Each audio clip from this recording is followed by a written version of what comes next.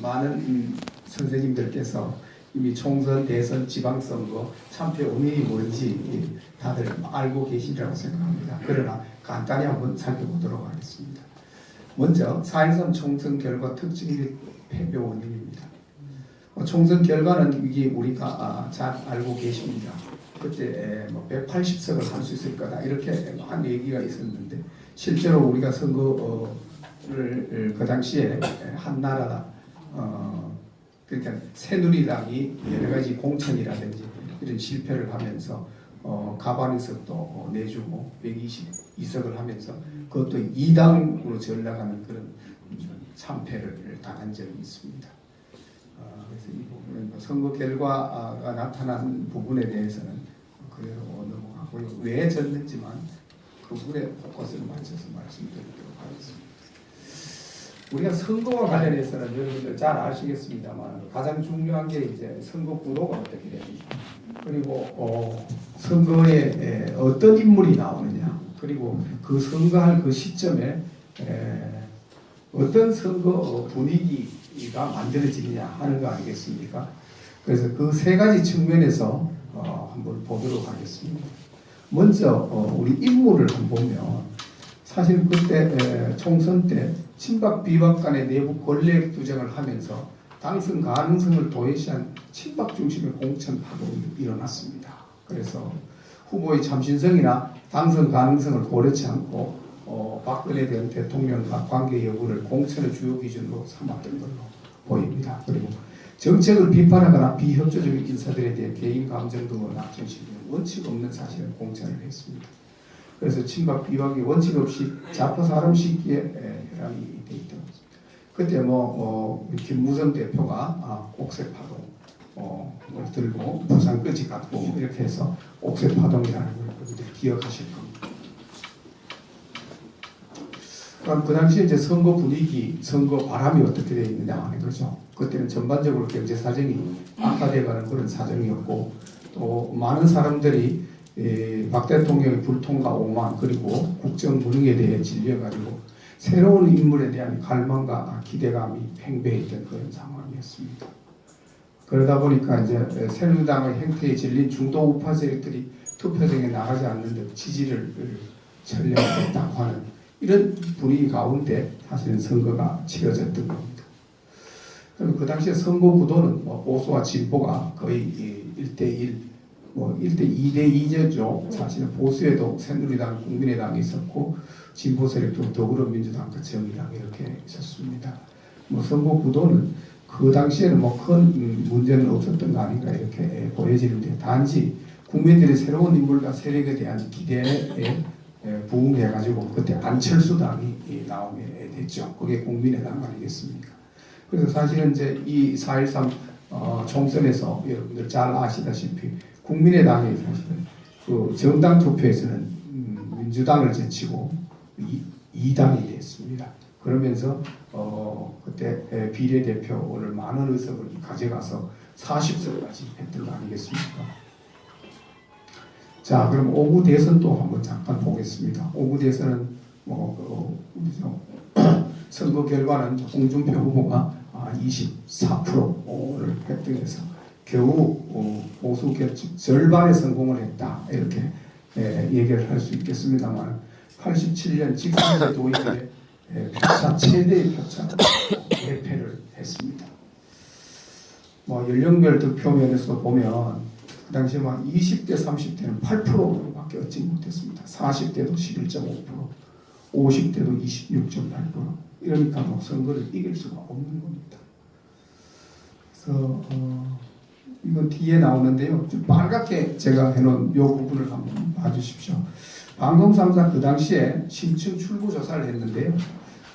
응답자의 이념 성향이 이렇게 됐습니다. 보수가 27.7%, 진보가 27.1%, 중도가 굉장히 커져 있는 상황입니다. 거의 40%에 육박하는. 그래서 보수와 진보는 사실은 거의 비슷합니다. 그때 상황도. 그래서 이제 대선 패배 원인은 우리가 보면 먼저 이제 선거 분위기부터 여기는 한번 보겠습니다. 그때 박근혜 대통령이 탄핵당한 상황에서 선거가 이루어졌지 않습니까? 그래서 최순실의 국정농단과 대통령의 탄핵으로 선거 지형 자체가 완전히 기울어진 운동장이었다라는 겁니다. 그리고 이 좌파 언론들의 선동에 속아가지고 유권자들의 분노가 아주 폭발하고 있었다. 그래서 여론 자체가 이 우파 보수한테 굉장히 불리했다는 겁니다. 인물 측면에서 보면 그 당시에 이제 여러분들 잘 기억하시겠습니다만 선거가 있게 그해 초에 반기문 유엔 사무총장이 사무총장을 마치고 귀국을 해서 많은 사람들의 기대를 한 몸에 받았죠.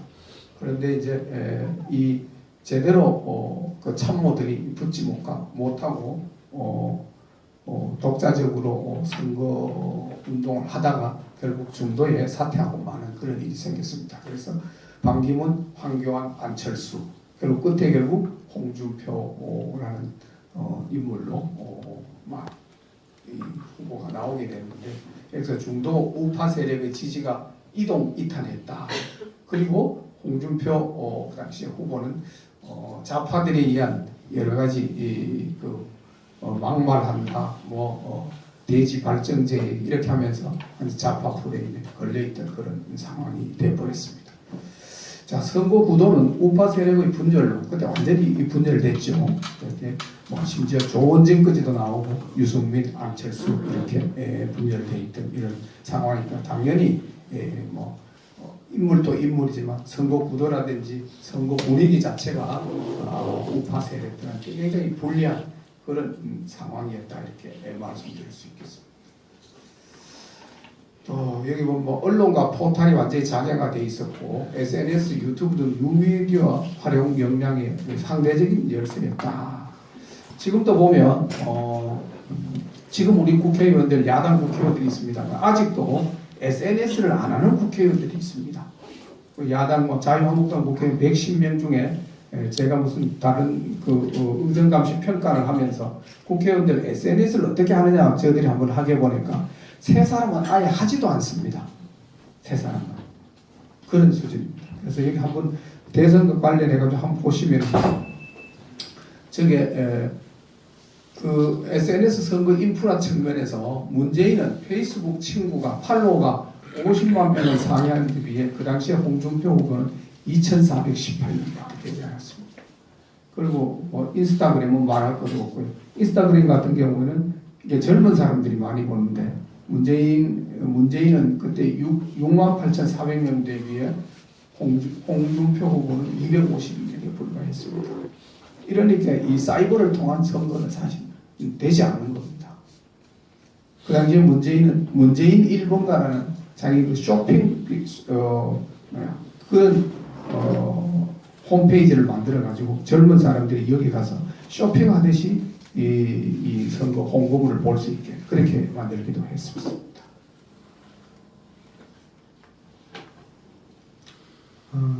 말씀드린 거고요. 다음은 이제 6.13 지방선거 결과 및 특징 그리고 패배 원인에 대해서 말씀드리겠습니다. 6.13 지방선거는 사실은 민주당이 1.5당이 되는 정도로 참패 중에 참패를 했습니다. 그렇죠? 2006년도에 지방선거가 있었는데 2006년도 선거하고 아주 대비가 됐었습니다. 2006년도 지방선거는 보수 우파가 완전히 호남 지역을 대지하고 전체 석권을 했는데 지금 2018년도 지방선거는 그 반대 현상이 됐습니다. 대구 경북계란 전 지역에서 민주당이 앞서는 그런 상황이 됐죠. 이 부분은 이렇게 다 아는 부분이니까 제가 말씀을 드리지 않고 넘어가겠습니다. 이 표는 지금 민주당 소속 기초단체당 당선 수입니다. 2006년하고 2008년을 한번 비교해 보십시오. 2006년 이게 영남 지역인데요. 영남 지역에 그 당시에 단지 이제 2006년은 경남에 한 기초단체장이 2명 정도 있었는데요. 여기 2018년도 한번 보십시오. 부산에 한 16지역이 13곳이 됐습니다. 그 경남은 18곳 중에 7곳, 울산은 몽땅 민주당이 다 먹었습니다. 뭐 이것도 마찬가지로 2006년하고 2008년을 비교해 보면 완전히 알 수 있습니다. 자, 이때 이 6.13 지방선거의 선거 분위기는 어떻게 했냐면요. 이때도 계속 이제 박근혜 대통령 탄핵 분위기는 지속됐다 이렇게 볼 수 있겠습니다. 그리고 문재인 정부 들어와서 강공량 포퓰리즘 정책을 통해 유권자 기반을 좌파 지지 70%로 바꾸려는 중남유지 포퓰리즘 정책이 막 엄청나게 빠른 속도로 추진을 했던 겁니다. 그것이 실제로 효과를 발휘했습니다.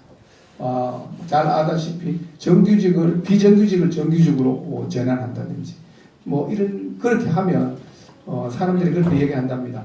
평생 나는 비정규직에서 정규직으로 되면 나는 평생 민주당을 지지할 것이다 이렇게 얘기를 한다는 거예요. 그래서 확고부동한 좌파 지지 세력을 확보를 했고, 그다음에 청년 실업수당, 노인수당, 의료보험 적용 확대 등을 통해 계층별 소외 세력의 자기 세력화에 성공을 했습니다.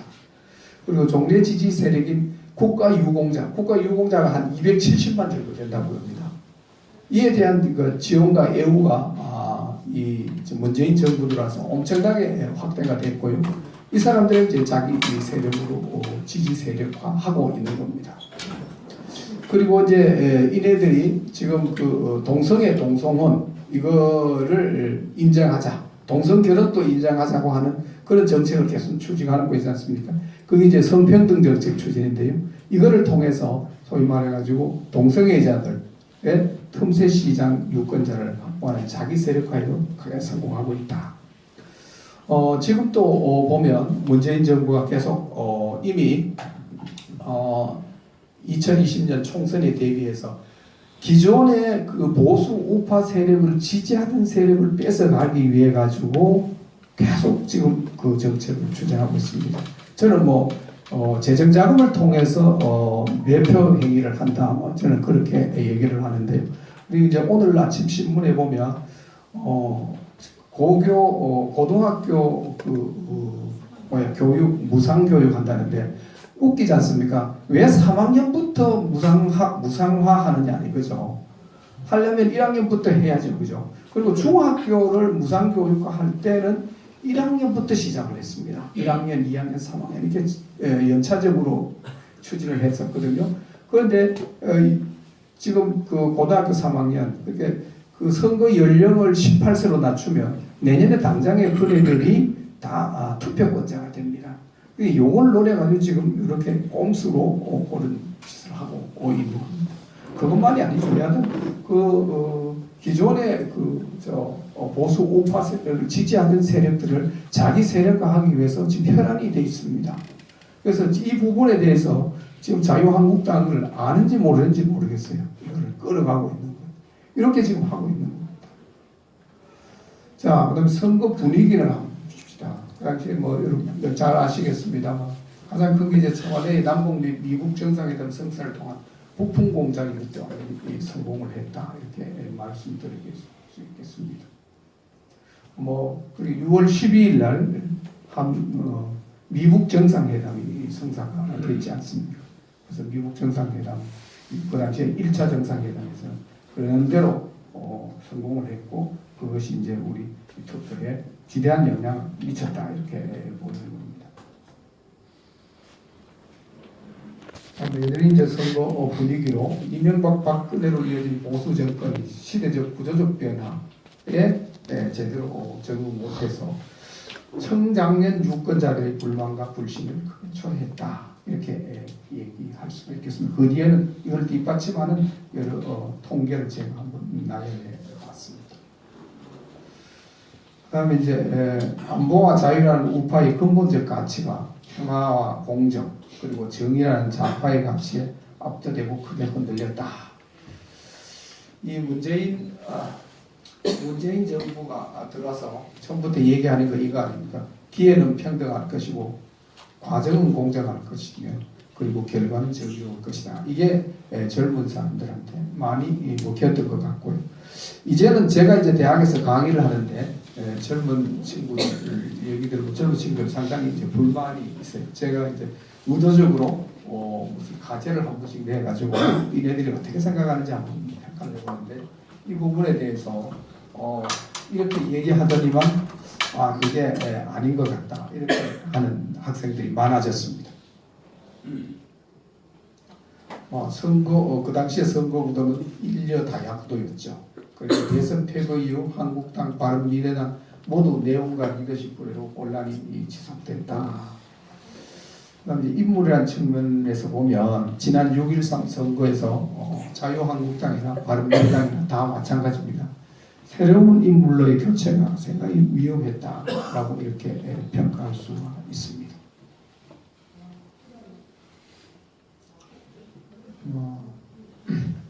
아까 말씀드린 대 울산 지방선거를 종합적으로 말하면 자유한국당을 심판한 선거가 아니었나. 이 얘기는 그러니까 2017년도 대선 때 자유한국당을 떠났던 그 사람들이 다시 한번 자유한국당을 심판한 그런 선거다. 이렇게. 아까도 말씀드렸습니다만 6.13 선거 결과는 결국 1.5당 체제 민주당이 되는 그런 상황을 제공하게 되었고, 그다음에 이제 3당 합당이 붕괴가 실제됐다. PK가 완전히 분열된 상황을 보여줬다는 겁니다. 민주당이 4대 승리했다 하는 것은 여러분들 한번 이렇게 보시면 되고요. 두터운 중도층이 존재한다는 걸 확실히 보여줬다. 그런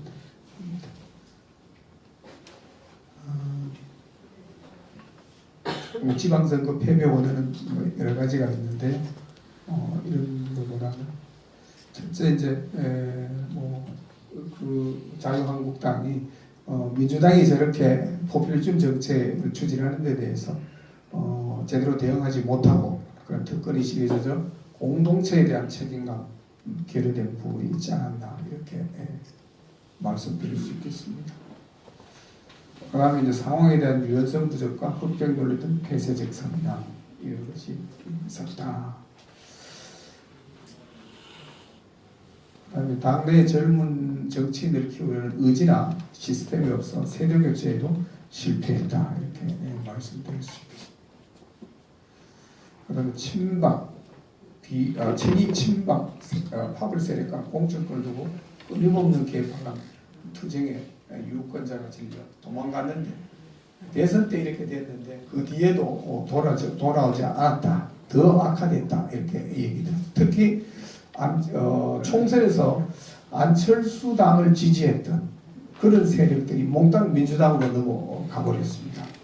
그러면서 사실은 6.13 지방선거에서 안철수 당은 거의 몰락하는 상황이 됐죠. 그다음에 이 자유한국당이 이념과 가치를 중시하는 이념 정당이 아니고 이해가 우선하는 동업자 정당이라 이렇게 유권자들이 낙인을 찍었고, 이해관계로 만났다가 이해관계에다가 내부 권력이 재편되는 그러면서 이제 줄서기에 혈안되어 있는 이런 정당이라는 평가를 유권자들이 하면서 지지를 보내지 않았다 이렇게 말씀드렸습니다. 자, 이제 4.3 보궐선거 그저께 끝났습니다. 오늘 낮게 이거 우리 양선영 대표나 다른 분들이 이 4.3 보궐선거에 대해서 이것이 진짜 투표가 진짜 어떻게 된 거냐 이런 혹시 부정선거는 아닌가 하는 의심도 많이 제기되었습니다. 그래서 여기에 대해서 잠시 한번 보도록 하겠습니다. 4.3 선거 결과와 함의라고 이렇게 제가 제목을 달았습니다. 4.3 선거 결과는 선거 분위기나 인물에서는 괜찮았는데 선거 구도는 역시 나빴다. 그래서 이 선거에서 두 군데 다 이기지 못하고 두 군데만 이기는 그런 상황을 맞았다. 창원 성산 같은 경우에 보면 504표 차로 졌다는 말이 있습니다. 504표 차이로 졌다는 것이었습니다. 그런데 이제 좀 저도 이해가 안 되는 게 이 강기훈 후보 같은 경우 전기불이 3번이나 나가고 2번이나 나가고 그랬다면 이거를 수개표 해보자, 재검표 해보자고 할 수도 있는데 그 제기를 안 하는 건 좀 이해가 안 된다 이렇게 말씀드릴 수 있겠습니다. 통영 고성은 뭐 압도적으로 이겼습니다. 23% 차이로 이겼고. 자, 이것이 이제 어떤 함의가 있느냐. 한교안 대표 친정 체제를 강화하는 계기로 작용할 것으로 그렇게 보여집니다. 어찌됐든 한교안 대표는 한 달 동안 이 경남 지역에 내려가서 숙식을 하면서 이 선거를 끌고 갔다. 그래서 결국 뭐 1대1이긴 하지만 그래도 아주 잘 싸운 것이 아닌가 그렇게 평가를 받고 있습니다. 그 다음에 이제 민주당과 청와대에 그러므로 해서 국정 운영 동력에 상당한 타격을 줬을 거로 생각을 합니다. 그래서 문재인 정부가 7명의 장관을 내놨다가 결국 뭐 2명은 철회시키고 5명은 임명했습니다만 이런 부담도 있었지 않은가 그렇게 생각이 됩니다. 그 다음에 6.13 지선 결과 빼앗긴 경남 지역의 민심이 회복 조짐을 보이는 것으로 확인된다. 이렇게 말씀드릴 수 있겠습니다. 사실은 우리 보수 우파가 선거에서 승리하려고 그러면 부울경에서 승리 못하면 안 됩니다. 그리고 수도권에서 과반수 이상을 못하면 절대로 국회의원 과반수를 가져올 수가 없습니다. 그래서 또 그리고 보수 우파서는 대통합의 필요성은 절감했다. 그래서 1대1 선거 구도를 만들지 않고는 우리가 2020년 총선에서도 승리하기가 어렵지 않겠느냐 하는 것을 우리가 느꼈고 우리 한교안 대표 입장에서는 어떤 수를 써서라도 이 보수 우파를 대통합을 해야 된다 하는 겁니다. 그러면 바른미래당 해체와 정계 개편의 신호탄이었다. 오늘 아마 뭐 조선일보나 신문을 봤었겠습니다만 손학규 바른미래당 대표가 결국 그 당내 최고위원들이 당신이 이제 내려와라 이렇게 하니까 못 내려오겠다고 그러다가 그걸 이제 못 견뎌서 아마 휴가라는 빌미로 휴가를 가는 것 같더라고요. 그래서 결국 뭐 바른미래당의 이현주 의원이나 이런 사람들을 중심으로 해서 뭔가 이제 이 바른미래당이 무너지는 그런 조짐을 보이는 거 아닌가 이렇게 생각됩니다. 그 다음에 이제 3당 합당 이후에 분열 TK, PK가 분열되는 이런 통합 계기를 마련해 준 것은 아닌지 하는 생각도 해볼 수 있겠다. 이렇게. 그러니까 종합적으로 이제 6.13 지방선거를 중심으로 해서 한번 분석해 보면요. 주요 정당 후보자 득표율 추이라고 그랬는데, 이게 이제 6.13 지방선거에서 보면 저쪽에서 제일 좀 이제 20대 총선을 한번 보시면요. 20대 총선에서 자유한국당이 그 당시에 새누리당이죠. 새누리당이 38.3%를 얻어가지고 1등을 했습니다. 그다음에 이제 여기 지금 그 더불어민주당이 아니고 바른미래당이 26점 몇 프로를 얻어가지고 2등을 했고요. 그다음에 이제 그 당시에 이제 더불어민주당이 25.9%밖에 못 얻었습니다. 그래서 이제 그런데 박근혜 대통령이 탄핵되고 그러면서 19대 대선에 와서는 문재인 후보가 41%, 그다음에 홍준표 후보가 24%, 안철수와 유승민 합해서 28.1% 지금 바른미래당이 그렇게 가져갔습니다. 그런데 이제 지방선거에 한번 보십시오. 지방선거에 와서 바른미래당이 7.5%밖에 못 얻었습니다. 그래서 그 차이 28.17%에 7.5%는 20% 정도가 그냥 더불어민주당으로 몽땅 가버렸습니다. 그래서 이런 부분에 대해서는 다음 선거에서 굉장히 어떻게 될 건가 하는 거에 관심이 집중된다 이렇게 말씀드릴 수 있겠습니다. 이건 비슷한 거고요. 저 이제 20대 총선 앞에서 말씀드린 대로 새정치민주연합에서 안철수 당이 분당해가지고 총선에 참여하지 않습니까? 그죠?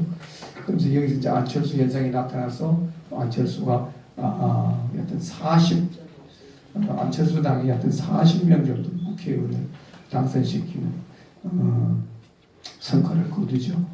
19대는 잘 알다시피 이제 박근혜 탄핵 일어났고요.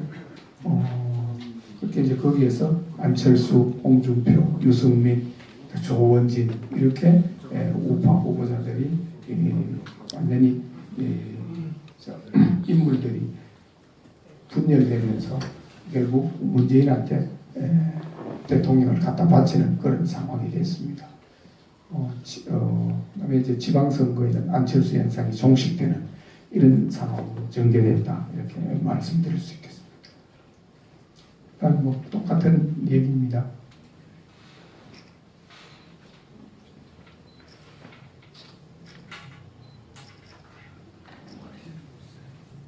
이제 문재인 대통령 지지율 변동추인데 여기 보시면 이제 2017년 당선된 이후에 그때 지지율이 83%입니다. 그리고 이제 현재 4월 첫째 주 지지율이 41%. 뭐 긍정과 부정이 사실은 12월 셋째 주에 긍정과 부정이 이 데스크로스가 일어났습니다. 유권자 이념 성향 앞에서 봤습니다만 대선 출구 조사는 2018년도 그리고 9월 달에 9월 첫째 주에 이 유권자 이념 성향 갤럽에서 다시 한번 조사를 했습니다. 그래서 다시 한번 조사를 했는데 그때 보면 이 보수 지지한다고 하는 사람들이 줄어들었습니다. 이만큼. 사실 진보는 조금 늘었고요. 보수는 한 5% 이상 줄어들었습니다. 중도도 실제로 좀 줄어든 데는 무응답자들이 많은 것 같습니다.